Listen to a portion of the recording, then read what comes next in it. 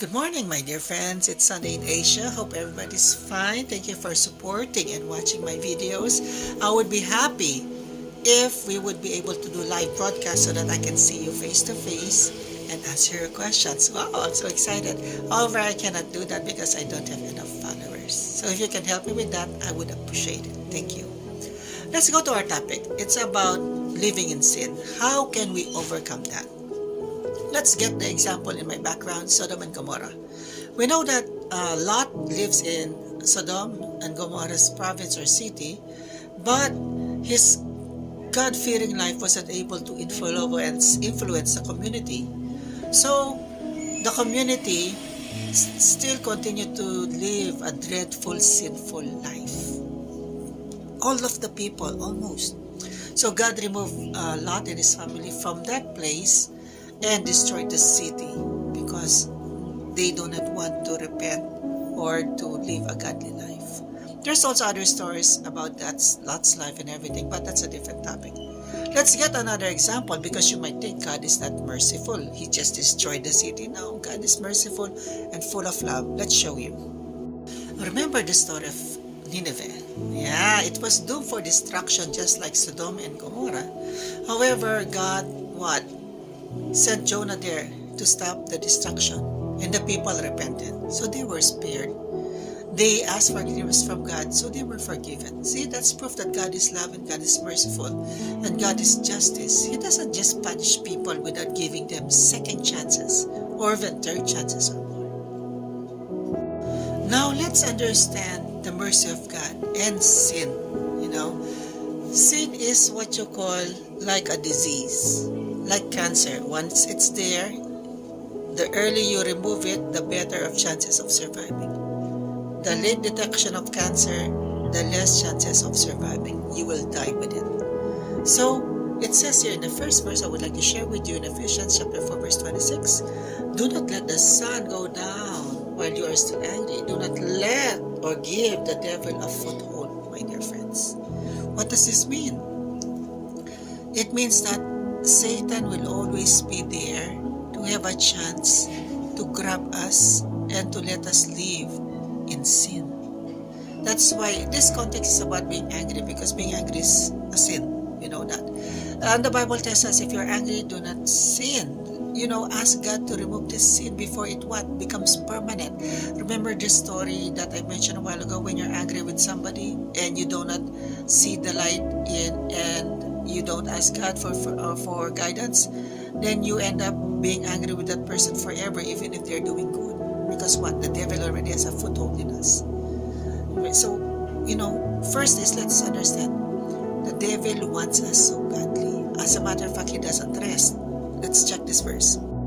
If you go through that verse, while you're reading it, it only says there that 24/7, the devil will not rest in tormenting us or tempting us. You see, we have to resist him by the power of God. Look, the enemy is like a roaring lion seeking someone to devour. It also says there everybody is experiencing that in the last part of the verse. You can check that in 1 Peter, my dear friends, in chapter 5. Read the whole chapter. So in other words, if the devil doesn't have days off, that's dangerous. The moment we skip Bible study, the moment we skip prayer, the moment we skip listening to gospel music, the devil will have a foothold, just like the previous verse in Ephesians.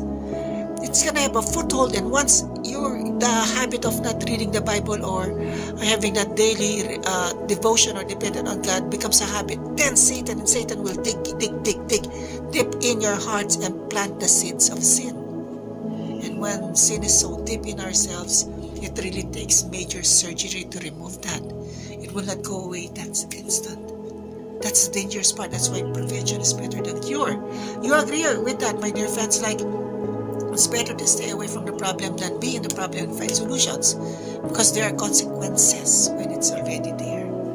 That's the problem with sin. When it happens, people will forgive you, but there are consequences after that. They may not trust you anymore.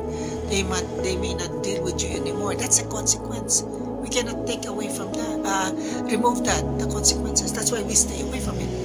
And it says there, we should not rest praising God, reading the Bible, gospel music, the good ambience at home, and even while eating you pray. Before going out for work you pray, because the devil will be there to destroy us. Imagine, why you may be wondering, the more faithful you are, the more problems you encounter, because what? The more Satan would like to discourage you. Here's the thing that you need to realize. It's true that we are encountering problems even if we're faithful. The problem is this. One of the problems that I would like you to stay away from, my dear friends, is we as Christians are the source of problems. That's dangerous, because we are living a life of not genuine conversion. Why? We say God is love, God is good, but we are showing people God is not love, God is not good, and we call ourselves Christians. So it's okay. If you ask me, it's okay we encounter problems because we're faithful, not because we're the ones who is causing problems. A true Christian will not cause other people problems, will not influence other people to sin, will not be in partnership with liars, with people who are selfish, who loves power for selfish gain.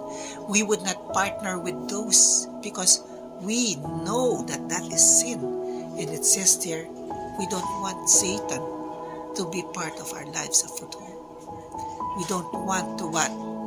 Let Satan grab hold of us. My dear friends, stay away from that. Next one.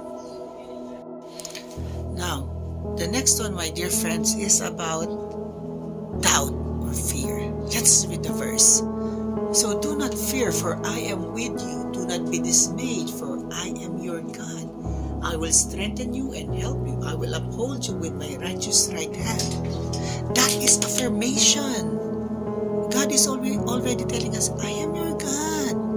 I will give you strength. When God says, I am your God, that's wonderful, because He considers us our children. If we doubt that, that's dangerous. If we are fearful of a lot of things, that means we don't understand the power of God. God is omniscient. He knows everything from the beginning to end, and He knows all the outcomes of every situation. God is omnipotent. He is powerful. He is able to the infinite level. And God is present. He is each present everywhere, omnipresent. He is what you call a hands-on God.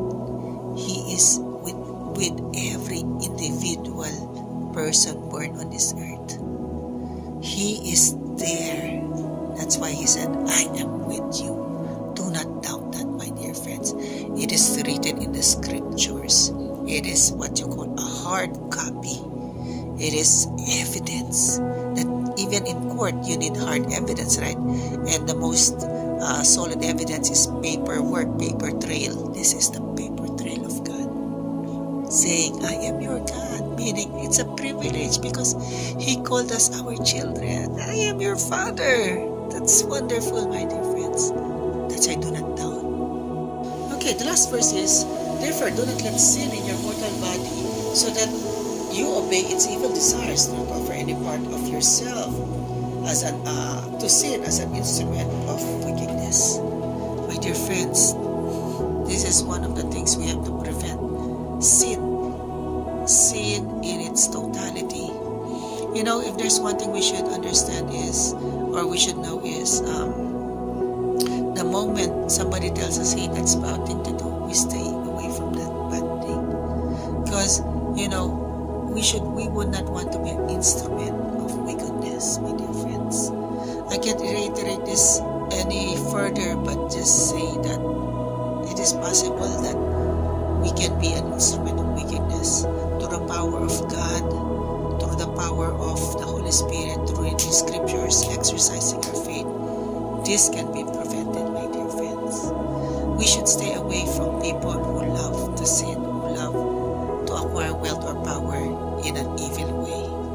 Always do God's way. Last verse, my dear friends, finally, count it all joy, my brothers, when you meet trials of various kinds, for you know that testing our faith produces steadfastness or faithfulness. God bless everyone.